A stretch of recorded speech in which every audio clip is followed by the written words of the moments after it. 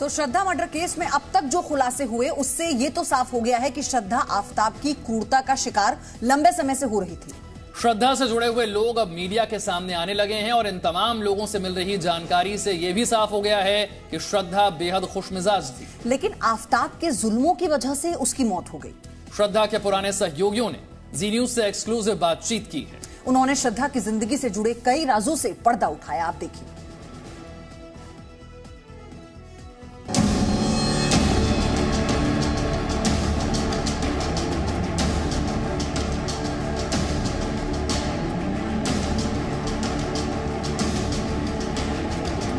आफताब की बर्बरता पर श्रद्धा के बॉस की गवाही।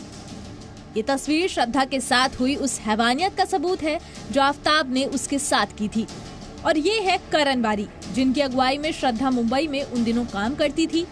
करण ने श्रद्धा के जख्म वाली ये अपने घर की छत पर ही फल और सब्जियां उगाते हैं। महीने का 40 से 50 हजार कमाते भी हैं। इनसे सीखना है तो फ्रीडम ऐप को अभी डाउनलोड करो। तस्वीर की पूरी कहानी जी न्यूज को बताई है। श्रद्धा की तस्वीर साल 2020 की है, जब आफताब ने उसे जल्लादों की तरह पीटा था। इसी वजह से श्रद्धा को करीब 3 दिन तक अस्पताल में भर्ती रहना पड़ा था। श्रद्धा मर्डर केस में ये अब तक का सबसे बड़ा खुलासा है। ये खुलासा किसी और ने नहीं बल्कि श्रद्धा के पुराने बॉस ने किया है। मुंबई में श्रद्धा जिस कॉल सेंटर में काम करती थी, उस कंपनी में बतौर टीम लीडर काम करने वाले करण बारी के मुताबिक आफताब श्रद्धा को बुरी तरह पीटता था। जी न्यूज पर ऐसे एक नहीं 3 बड़े खुलासे इन्होंने किए। आफताब की बर्बरता पर श्रद्धा के बॉस का पहला खुलासा। ये तो सिर्फ सर नवंबर 2020 में जब ये बहुत ज्यादा हो गया था और बहुत बुरी तरह जब इसको मार पड़ी थी आफताब से, उस दिन ये घर अपना लॉक करके ये बाहर भागी थी। सर उसकी राइट आईज के नीचे एक पूरा ब्लैक मार्क हो गया था, जैसे बहुत बुरी तरह जैसे किसी ने पंच मारा होगा उसको।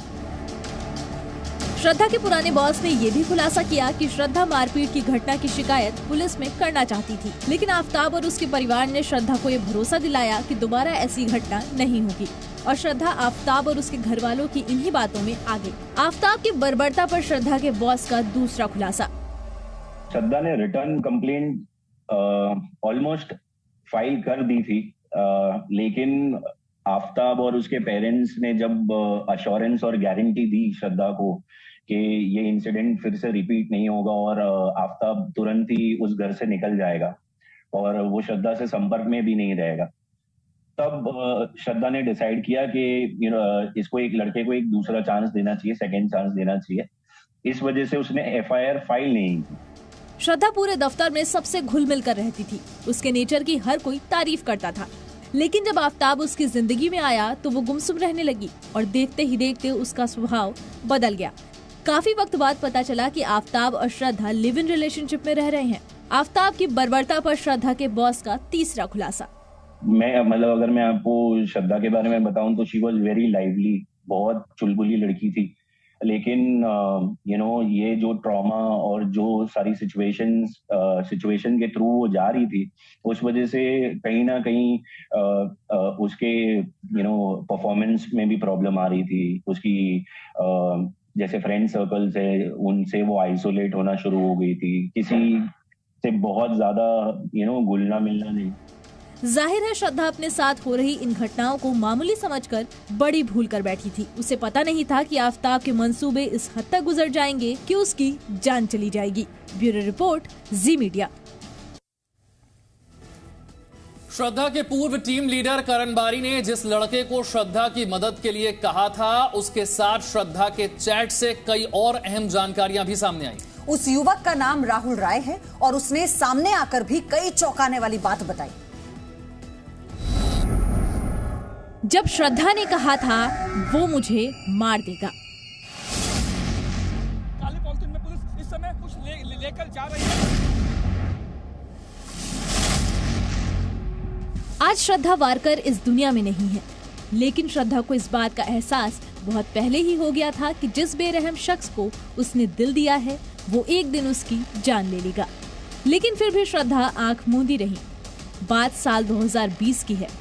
आफताब के साथ रिलेशनशिप में आने के कुछ समय बाद श्रद्धा ने कॉल सेंटर में काम करने वाले अपने एक दोस्त राहुल राय को ये बात बताई थी। उसको लगा तो पुलिस चौकी को लेके गया, पुलिस 2020 में पुलिस चौकी लेके गया।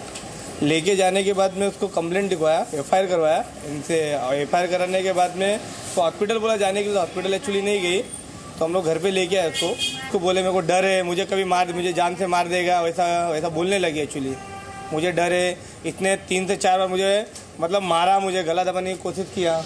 श्रद्धा और आफताब पर राहुल के बयान से जो 5 बड़ी बातें निकलकर सामने आई हैं, उसके मुताबिक साल 2020 में ही श्रद्धा ने आशंका जताई थी कि आफताब उसे मार देगा। आफताब उसे ज्यादातर समय घर के अंदर बंद रखता था, उसके साथ अक्सर मारपीट करता था।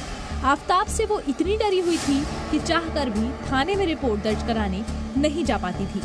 यहाँ तक कि इलाज कराने अस्पताल जाने से भी डरती थी, कहीं आफताब को पता चल जाए और उसके साथ फिर मारपीट न करे।